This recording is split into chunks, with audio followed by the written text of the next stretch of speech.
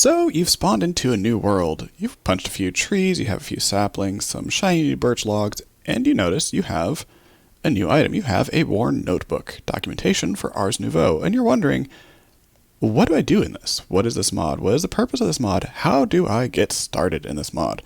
And that is what we're going to talk about today. And like most mods, the first thing you're going to want to do is probably play a little bit more vanilla. You can't actually do much with just a couple birch logs, some sticks, and some saplings.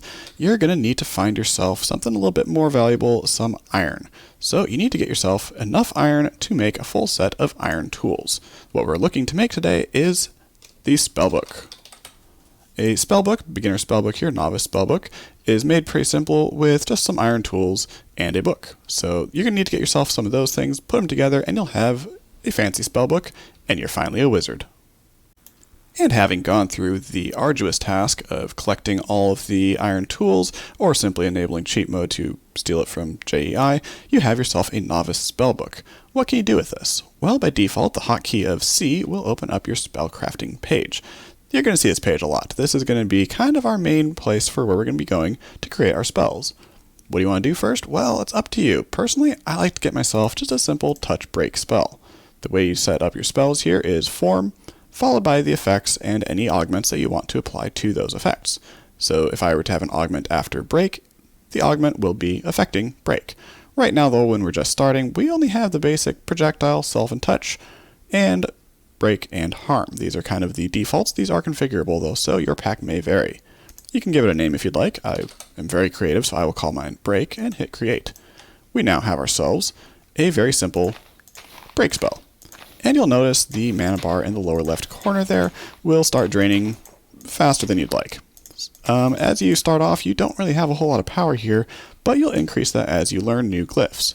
In fact, the more glyphs you know, it will increase your maximum mana as well as the mana regen rate.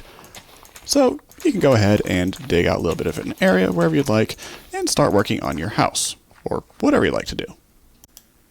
So Zeeg, what's the point? I've already got myself a unbreaking pickaxe here, so what else can I do? Why would I bother really looking at this mod? For that, you're going to need to get yourself a scribe table so we can learn a few more glyphs. It's pretty simple. You equip your spellbook in your hand and right-click the table to open up this page of all the different glyphs you can learn. You can sort it by the tiers here. At the beginning, you'll only have a tier 1, but after Nether, you can unlock tier 2, and after a couple boss fights, you'll get to tier 3. For now, we'll just care about tier 1. There's a lot of different things in here. It's kind of your pick for what you'd like to use. Some early game ones that I find helpful. Summon Steed is basically a horse, so you can always get a horse wherever you are. That can be useful, and it's really only 4 leather, so it doesn't really take much to get that one.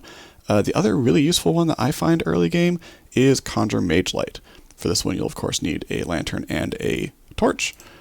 Click the item that you'd like, and hit select. You'll notice that not enough XP for this glyph. Yes, unfortunately, these do cost experience to be able to unlock things, but you are in luck. Where it says levels required 3, what it actually means is the experience needed for level 3. So if you have 30 levels, you're not going to drop down to 27, you're probably going to be at 29 or so, because it's the experience needed, not the strict levels, because Minecraft levels get expensive.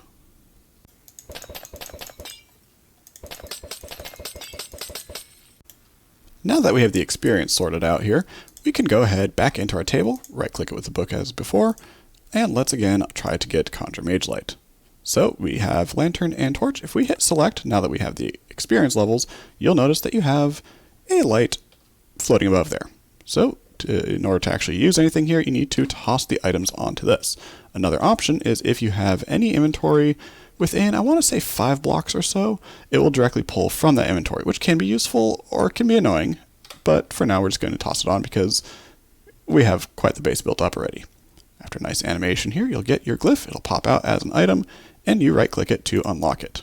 Unlocked Conjure Mage Light. You'll notice nothing really happened. But if we go to our book, press C to open it up again, we can go ahead and we now have the Conjure Mage Light.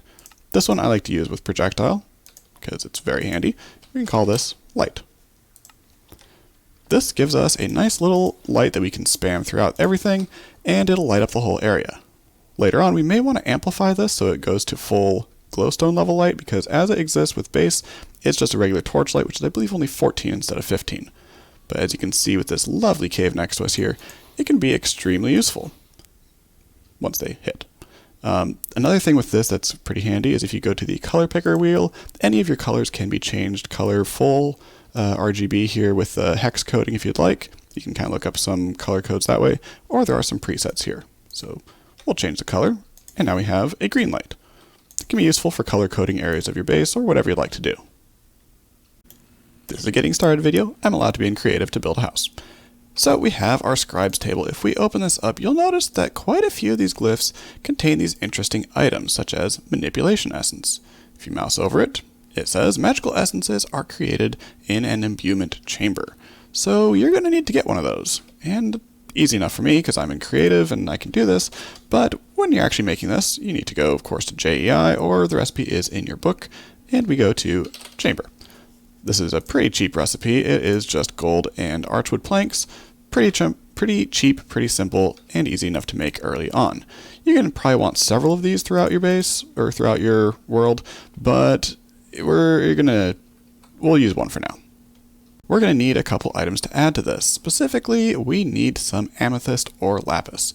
Now, if you've been digging around and getting, settled in, you may have found some diamonds, some lapis by now, but amethyst is actually going to probably be your better bet just because it is more easily renewable. In fact, with this mod, you can actually automate it.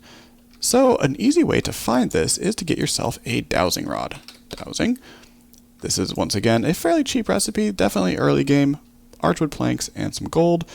There's kind of a common theme here of early game. Lots of archwood planks, lots of gold. Any of the planks can be made from any of the wood. So whatever you can find around your base works. I think I've got some scattered around here. Not too hard to find it. What the dowsing rod does is it gives you a potion effect known as magic find, or scrying. Well, both of them in this case. This does two things. One is any magical mobs on your map here. For instance, there's a Trigme nearby. That direction, but that'll be quite a walk. Magic monsters like that will glow. They'll get an outline around them, as well as, and there should be around here somewhere, it will cause amethyst. There we go. It'll cause amethyst to glow underneath you here. So the different colors kind of represent how close it is. I think the blue is further away, whereas the green is those are where the actual blocks are. So the blue underneath here, we'll have to dig quite a ways down for that, but there's an amethyst geode right here. Once you find it, then you're in luck. You'll notice this does take durability. Just click it once, don't hold it down because that will use up the entire bar, and you may want it to last a little bit longer because we only have 12 seconds left.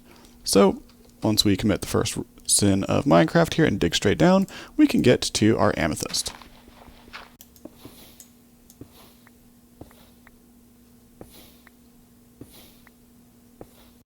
So once you've found it, go ahead and collect your amethyst that you need, making sure, of course, to not break the budding amethyst that you can get more of later, but it's a good thing to remember that you need a way to get out of here, and for that I recommend a Glyph of Leap. This is early game, however it does require air essence, so sort of a chicken and egg approach here. We're going to go ahead and unlock that, and give ourselves a self-leap spell. Very handy spell, I recommend it to just about everyone. Let's go ahead and grab a little bit more of the amethyst here. We can also collect some of the amethyst shards, these buds, once those fully grow. But let's grab some of this and head back to our makeshift base. Both of them will work. They'll just get you a single piece of source gem or a full source gem block. You'll notice that it does not require any power. This will work just on its own, but it will work slowly.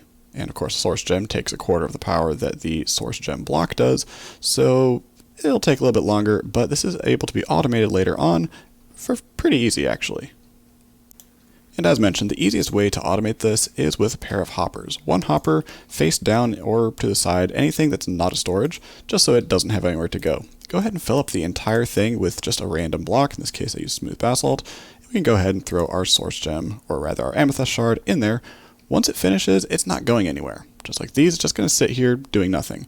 But what we can do is, once there is one of these in here, in fact, we can take this one as our example, we can place this in here, and that's it. It's automated. Done. Let's go ahead and stick a hopper into the side or in the top, throw the rest of our amethyst shards in here, and that will just work away in the background. Once it produces, it'll just fill up down here. So very easy to automate early on with just a couple hoppers. Doesn't look great, but again, we can automate this better later with some starbunkles. And speaking of starbunkles, Throughout your world, you may find these various animals. We have a starbuncle, a drigme, and a whirly-sprig who has tried to escape. So these guys are actually... So these are the wild variant. There are 3 different types of these. The wild, the charmed, and then the familiar. So charmed I'll often refer to as workers. Familiars, you'll summon those with your book later on. But in order to do anything with these, we have Mr. Starbuncle here. They like to collect various items. Starbuncle picks up a piece of gold, and we'll go poof. So this can drop, I think, between 1 and 3 shards. In this case, we got, looks like 2. And a drigme, you will want something else, a Wildenhorn, which unfortunately I don't have one on me. I'm sorry about that. Now that you have a few source gems, we can get back to actually unlocking some glyphs here. So as mentioned, a lot of these will require essences. Essences, as I mentioned, are created in the imbuement chamber. So let's go ahead and get another of these. I've got one around here in my stuff box here. We're going to go ahead and place it right here. Lovely spot. Perfect. I like it. You're also going to need a few pedestals. Pedestals will, of course, require the thing we've been crafting, source gems, as well as some source stone, which is simply source gem in the middle of some stone. Any type of stone will work, just any forged stone, which also means you can use things such as granite is really useful because you can get that without having silk touch or without having to smelt it. So source gem surrounded by stone. That'll get you some source stone. Go ahead and make yourself a few arcane pedestals. You will need at least 3. The imbuement chamber will look around it in a 3 by 3 by 3 area. So the whole 9 blocks all the way around it, or rather 8 around it, and then all the other directions. So let's go ahead and make ourselves an air essence because that's what we needed in order to get the leap glyph that I talked about earlier. You agree? Perfect. Once we have our 3 items, we can go ahead and place the source gem in the middle, and it will be crafting the air essence. It says add source nearby. You can do that, but if you'll notice, it will work on its own, just extremely slowly. So once it gets to 100%, it'll turn this into an air essence. We don't have any source yet, so we're going to have to go with this. And similar to using the hoppers to automate getting the source gems here, we can do the same thing over here with the essence. Basically, exact same concept, hopper underneath it, block off every slot except for the one that you want with the item that you need, in this case, air essence. And I would recommend creating just a handful of each of the essences, because you're going to need a lot of them as you go through unlocking things. Right now in Tier 1, the main thing of course would be, in my opinion, Leap would be a good one to unlock, but Dispel can also be useful. Quite a few of these others don't actually need any essence, and to be honest, I'd recommend unlocking them pretty much immediately as long as you have the levels. Because remember, every glyph you learn will give you more mana, which means you can cast spells for longer. So at this point, you should be able to unlock quite a few glyphs using just the essences from here, but you're not really going to still be able to cast much because you're not wearing anything, or worse, you're wearing vanilla tools. So the next thing that you are going to be wanting to work towards is the enchanting apparatus. For this, I'm going to step outside a little bit so we have some more room. Apparatus goes on top of the arcane core. The main limiter here is that the apparatus itself will require a diamond. Other than that, you'll need lots of gold. Again, we like our gold here. And some source stone, which you'll need the source gems for, which is why we wanted to automate that as soon as possible with just a handful of hoppers. Now that we have our apparatus, we can go ahead and place a few pedestals around it. Yes, we are in cheat mode because this is a tutorial video. This can be anywhere around here. I want to say within 5 blocks. So that can be kind of confusing because, well, it'll search for quite a ways. This I want to move outside because otherwise what will happen oftentimes is if it is within range of the essence chamber here, the imbuement chamber creating essence, it may think that this feather is part of the recipe, which will, give you a bunch of errors saying recipe not found, you didn't add the right ingredients. So I like to set it up in an order like this just so I can reach all of them from one spot. It can be, of course, right around it. There's no reason you can't do that. It's just messier. I like to have it spread out more. Some people will do a big 3 by 3 around it. It really does not matter. It's simply whether or not it is in the area around it. One of the first recipes that you're going to want to create is some Mage Bloom. Just 4 source gems, which of course can be in any of these pedestals, and some regular seeds in the middle. I believe it will use Forge Seed tag, so just about anything should work here, including Mage Bloom seeds, so be careful when you're doing that. Once this is done, go ahead and take your fancy new Mage Bloom and plant it in your field. This will grow just like any other crop. Let's go ahead and get that to grow a little bit faster. I might have some bone meal. Okay, found some bone meal in my storage there. Let's go ahead, get some wheat as well. And once this is fully grown, it will look like this. Now, if you have cork or something installed, you can right-click this to harvest. Apparently that also gave me a new Mage Bloom seed, which I don't think it's actually supposed to do, but I won't complain. Mage Bloom is used for quite a few different things, but the main thing we're interested in at the moment is creating some armor. Go ahead and take that, turn it into Mage Bloom fiber, and with this you can make 3 different types of armor. So these are really depending on your preference, but there are 3 sets. There is light, medium, and heavy, and it's created here by just combining it with the armor of your choice, gold, iron, or diamond, and it will take the enchantments that you have on it. So if you have some equipment that you found, say, in a ruined nether portal, you can turn that into some gear that's actually not too bad, considering that normally gold armor is pretty much useless because it has terrible durability. In this, with Sorcerer's Wrap, it's actually pretty good armor. That's actually my preferred armor, but everyone does have their own opinion on this. Personally, I like the light armor. Once you've got the armor that you'd like, another thing that you'll want to make with the Mage Bloom fiber here is an alteration table. Simply a scribe's table surrounded by Mage Bloom fiber gets you that, and this here allows us to do what's really fun in this, which is customize our armor. You're facing the wrong way. Now we are not going to go through all of the threads that are available to place on these. Threads are basically perks, but we will at least summarize here by saying each of the armor sets can be placed into the alteration table here, and they have a certain number of slots. These, for instance, all have empty tier 1 slots, so I have 4 available slots that are all going to be level 1. If I put on the Sorcerer's Armor, we also get access to a level 2 slot on the legs and the Sorcerer's Wrap, which is the chestplate. And the Battle Mage is Diamond Protection, however, it is lower level slots. Right now it's just level 1, but once we get these leveled up to tier 3, then we'll have additional slots, but they'll be, of course, weaker than the weaker armor. So basically it works as higher protection, but weaker perks, lower protection, but much higher perks. A few points on the armor here. Low is made out of gold, and it is the exact same defense as gold armor. So all these things, the defense level there is the exact same as gold armor. However, these do repair. All 3 of these will self-repair using your mana. It's about 1 durability point every 10 seconds or so. So it's not amazing, but it does keep them intact for the most part. Another thing, these can all be dyed different colors. I don't have any dye on me, so I can't really show you that right now. But I can go ahead and quickly grab some. Let's go ahead and grab this, and we'll just turn all of this stuff white.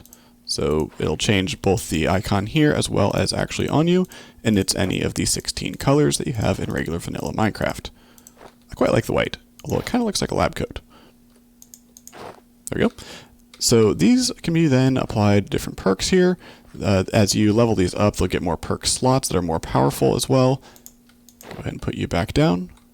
And overall, just the fact that they self-repair and have fairly decent durability compared to their vanilla counterparts, if you're going to be wearing vanilla armor, you might as well be switching over to these, considering it's basically just some Mage Bloom, and that's about it.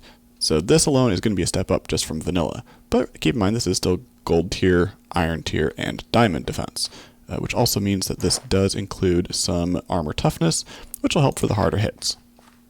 For armor, I kind of mentioned already, it really depends on your playstyle. Personally, I like the lighter armor, others like the heavier armor. It's really personal preference.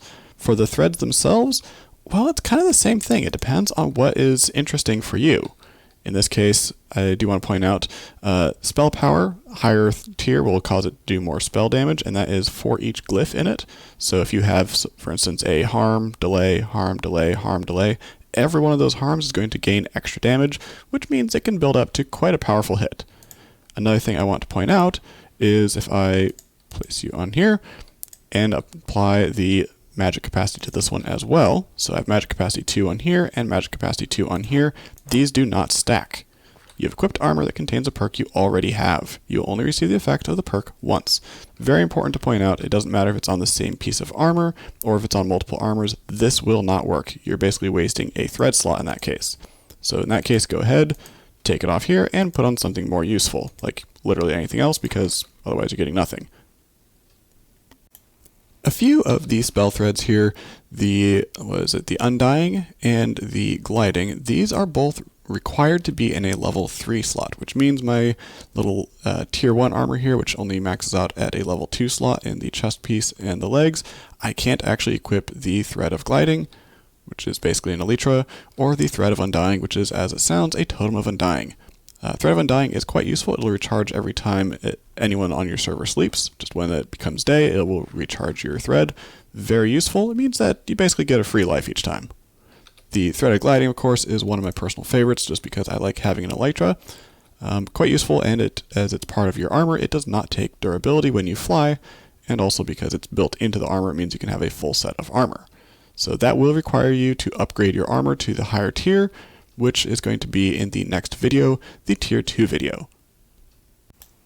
And with our basic starting armor, some basic spells with Tier 1, I think that's a good place to wrap up this episode of Getting Started, and next we can go into the Nether and start unlocking Tier 2. There'll be both the Tier 2 books as well as upgrading our armor and kind of looking at some different threads that we can do once we have a little bit more power to our name. Anyway, thank you for watching, and I hope this was helpful as a getting started. Alright, thank you. Bye-bye.